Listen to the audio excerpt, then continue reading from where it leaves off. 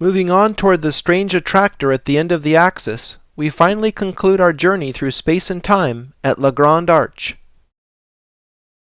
Contemporaneous with the Louvre Pyramid, the Grand Arch was also built at the request of President Mitterrand.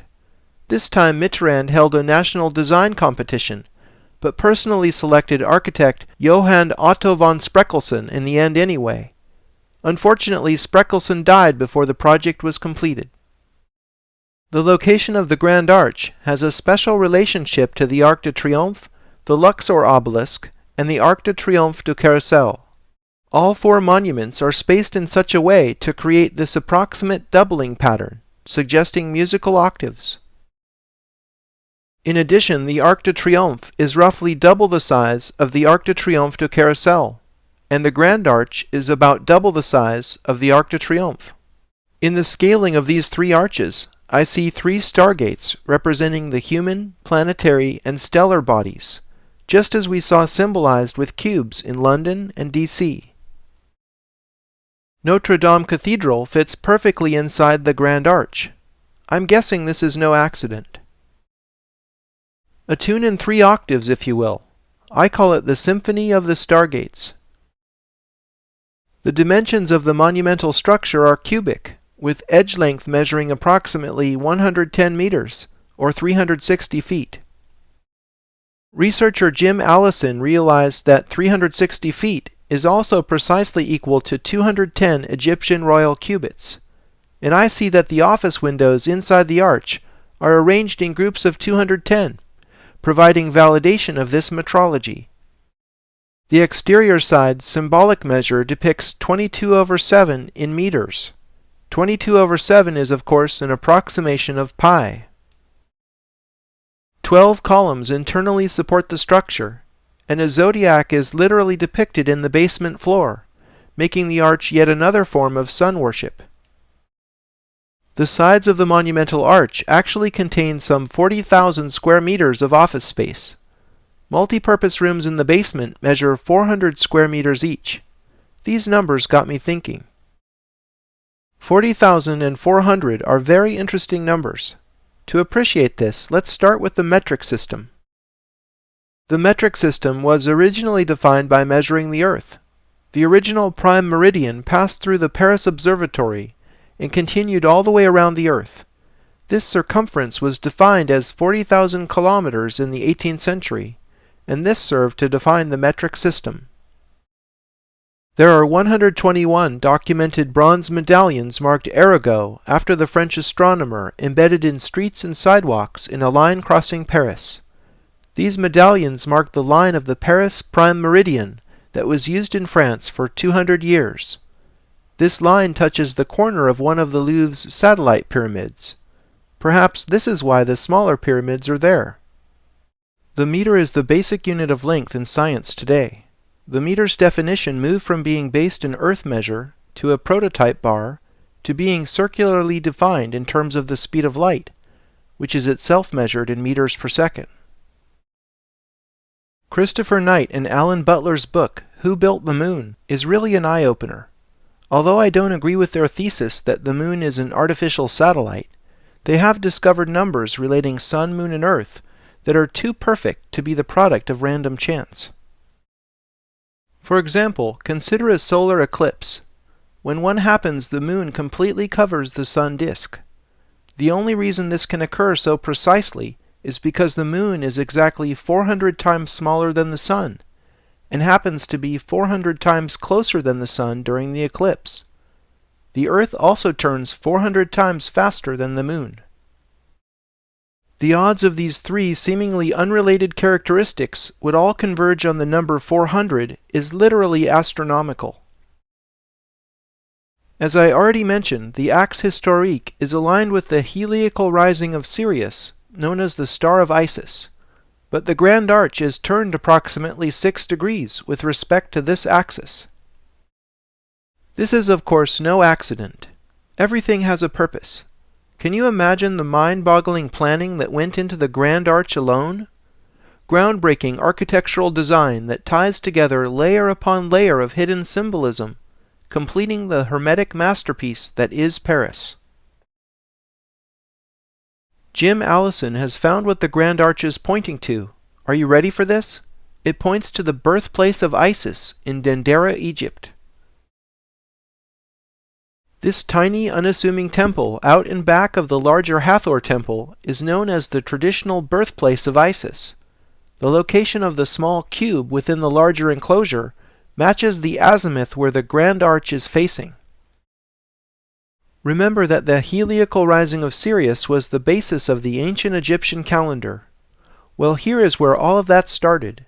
This is where ancient Egyptian priests saw her bright star rising just before the dawn, signaling the beginning of a new year. Isn't it amazing that the Champs-Élysées and Pennsylvania Avenue share the same astronomical orientation with this tiny backwater in modern Egypt? Backwater it may be today, but symbolically it's the holiest place in the cult of Isis. Napoleon came here and had a master mason cut out this massive ceiling from the adjacent temple and ship it back to Paris.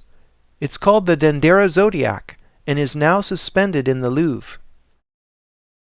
As you can see, the Dendera Zodiac has octagram star symmetry. More than a zodiac, it is a planisphere showing the whole cosmology as seen through Egyptian eyes. Another Louvre ceiling that gets to the essence of things is François-Edouard Picot's Study and Genius reveal ancient Egypt and Greece. Hancock and Bivol recognized the importance of this Hermetic work in their book Talisman. The painting allows the viewer to see Isis unveiled for Athena. This unveiling references Plutarch's 1st century depiction of her temple at Sais, where it was inscribed, "I am all that has been, and is, and shall be. My veil no mortal hath ever raised." The term genius in the title is the epithet of the divine messenger Mercury, who is introducing Athena to Isis. I think the Western world, exemplified by Athena, is being introduced to the older stream of knowledge coming out of Egypt. As I can attest, the term study in the title refers to the intensive research required to uncover the deep Egyptian connections that the elite is so clearly obsessed with.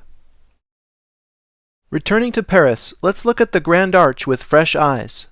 Remember that everything has a reason. The Grand Arch is in La Défense, the modern section of Paris. Why? We need a modern mathematical understanding to perceive its deepest symbol and to recognize it for what it truly is, a three-dimensional shadow of a hypercube. Come again? What is a hypercube? If the square is 2D, the cube is 3D, and the hypercube is the 4D equivalent. Here's what a cube looks like when it's being rotated. Here's what rotating a hypercube looks like in three-dimensional projection. The fourth dimension is hard to imagine because it's literally beyond us. You might be interested to learn that 4 spatial dimensions were known far before the birth of modern science. Here is what Saint Bernard de Clairvaux wrote to his former disciple, who became Pope Eugene III. What is God? He is length, width, height, and depth. There are 4 spatial terms used. Bernard described the 4th dimension in the 12th century. St. Paul also described 4 dimensions in the 1st century.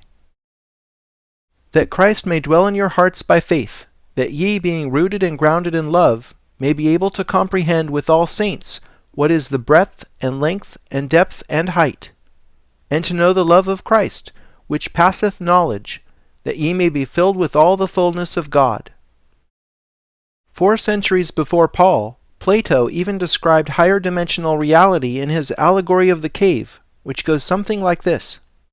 We are prisoners chained in a cave and sit facing a blank wall. There's a fire outside the cave, and unseen people are passing in front of it. We see shadows on the wall, and mistake this illusion for reality. I think we are kept in the dark about a great many things. Notice how the hypercube's shadow in 3D projection looks like a cube within a cube. This structure is fractal, meaning the same pattern repeats at different scales. We've seen things like this before in cities, buildings, and art. Consider the fractal-like City of London within Greater London, Vatican City within Rome, and the United Nations headquarters within New York City. On the scale of a building, take a look at the Dome of the Chain standing immediately outside the Dome of the Rock. It's the same structure repeated in a smaller scale, hinting at a higher dimensional connection for those who have eyes to read the symbolism. Examples from art are Pomodoro's series of golden spheres within spheres, scattered strategically in the Vatican, UN headquarters, museums in DC and San Francisco. The sacred Egyptian cubit is a unit of measure reserved for measuring the earth. One sacred cubit is equal to 6/5 raised to the fourth power in English feet. Think about it. Raising to the fourth power means the sacred cubit is literally a hypercubit. Michel and Heath have found there are 10 million hypercubits in the Earth's polar radius and 63 million hypercubits in its meridian circumference. Now these amazingly round numbers measure our planet with remarkable accuracy. How can this be? Some physicists believe the universe is made of 10-dimensional superstrings, but 6 of them have curled up into unimaginably small size. The 4 remaining dimensions express the architecture of the universe. Recall how I saw in the union of both Louvre pyramids the knowledge of how energy flows from the sun through hyperspace into planetary bodies. In addition, the Earth is measured by a hypercubit whose edge length of 6/5 relates macrocosm to microcosm. The Earth is therefore a hyperdimensional object, even though with our normal perception we experience both the Earth and ourselves as being only 3-dimensional. Another projection of the hypercube into 2 dimensions looks like this. Do you see the octagram star within? This is where it all comes from. The Sun is a hypercube. Recall Metatron's cube. Now that we understand the Grand Arch, we perceive Metatron's cube as Metatron's hypercube. This 4D solar symbol appropriately contains the 3D star tetrahedron and the 2D Star of David. We see now why these sacred diagrams are both called stars, because they are projections of our Sun, which is itself a star. To make all of this 4-dimensional geometry easier to understand, it helps to bring it down a level. Unfolding a square gives you a line. Unfolding a cardboard cube gives you a cross. Unfolding a hypercube gives you a cross made of cubes.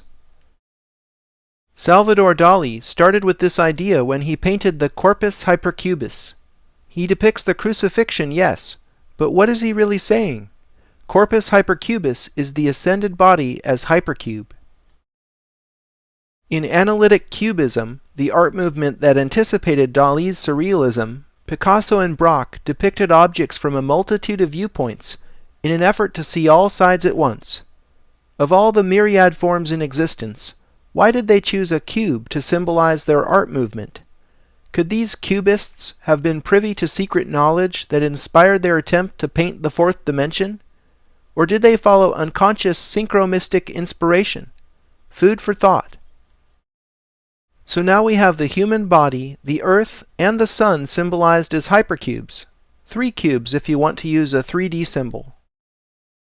So which is it? It's actually all of the above. The human, planetary, and stellar scales resonate as a fractal structure within the holographic universe. In simpler terms, as above, so below. Metatron's hypercube, as Enoch's hypercube, reveals the cosmic man. Enoch's triangle had the ineffable name of God written on it. Here is that name in Hebrew, which is a language read from right to left. Standing the letters up, we see the depiction of a man made in God's image. The cosmic man is Plato's world soul, alchemy's anima mundi, and the Kabbalah's Adam Kadmon. Here is a piece of my own artwork showing Adam Kadmon emerging from the tree of life. If the human body is a temple, then this temple is much more vast and interconnected than we ever imagined. The human energy form resonates with the esoteric architecture of the universe.